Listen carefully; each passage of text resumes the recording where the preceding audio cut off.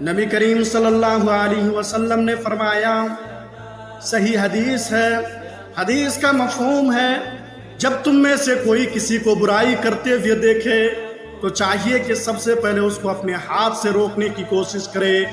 اگر ہاتھ سے روکنے کی طاقت نہیں رکھتے تو زبان سے منع کرے، اگر زبان سے بھی منع کرنے کی طاقت نہیں رکھتے تو اپنے دل میں برا جانے۔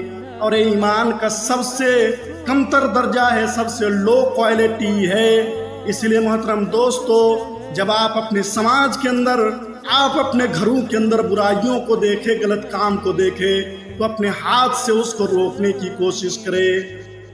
آج سماج کے اندر فتنہ، خرافات، بدعت، بہت ساری ایسی برائیاں ہیں جو آج سماج کے اندر پائی جاتی ہے۔ ہمارے اور آپ کے اوپر یہ ذمہ داری ہے کہ ہم ان برائی کے خلاف، ہم ان غلط کام کے خلاف آواز اٹھائیں۔